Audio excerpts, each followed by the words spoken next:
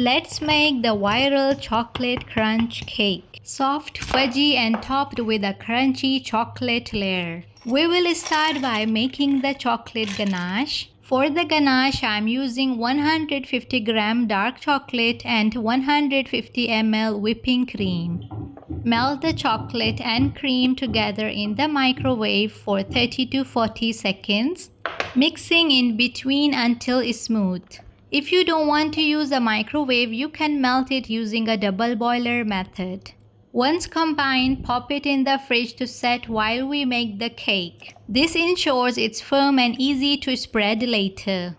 Here is a little tip. You can make the ganache one day in advance to save time. Just leave it at room temperature until you are ready to use it.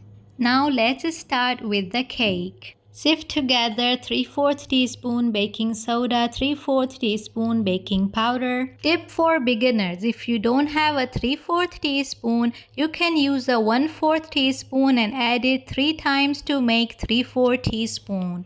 Add 19 grams cocoa powder and 110 grams all-purpose flour. Sift everything together. If you see lumps in the cocoa powder, don't waste them. Press them with a spatula and mix.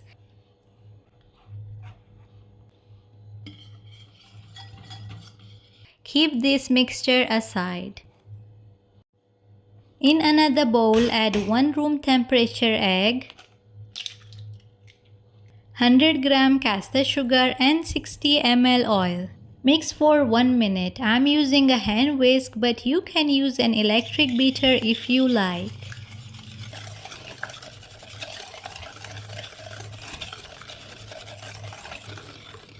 Once it looks like this, add half teaspoon vanilla and 80 ml warm water.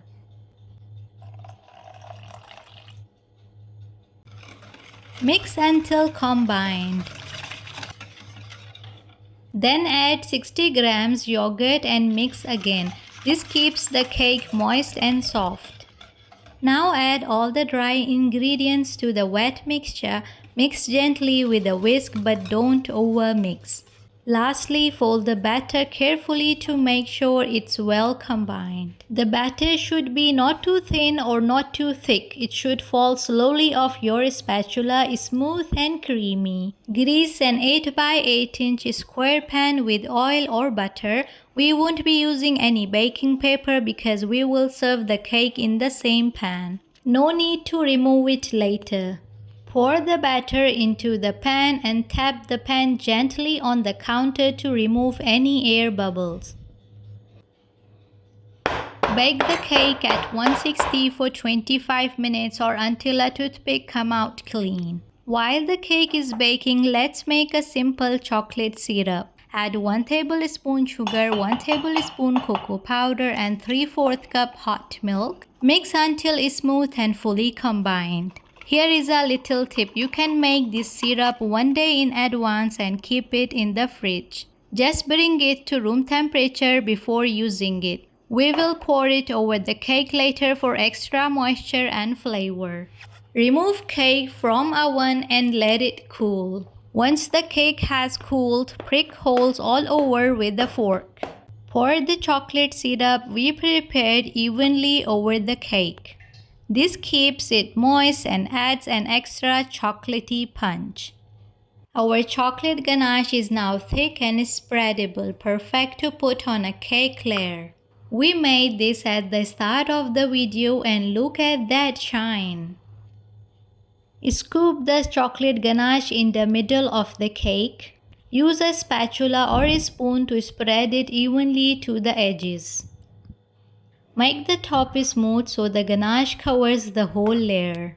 Pop the cake in the fridge until we are ready to add the crunchy topping. For crunchy topping, we need 150 grams of milk chocolate. Melt it in the microwave or over a double boiler. For the crunch layer, use unsweetened corn flakes. Crush them lightly if you want or use as it is. Pour cornflakes into a bowl. Spoon hazelnut spread over the cornflakes. Add melted milk chocolate over the hazelnut spread. I use dark chocolate for the ganache and milk chocolate for the cornflakes to balance the sweetness. If you like, you can use all dark chocolate or all milk chocolate. It's totally up to your taste. Mix until every cornflake is coated with the chocolate. Pour the chocolate-coated cornflakes on top and level them evenly.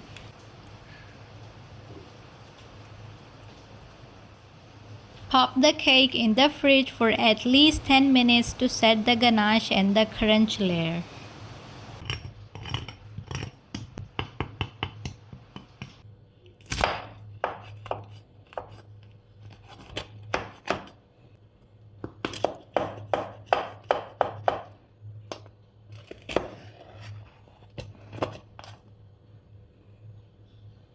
Full recipe in the description.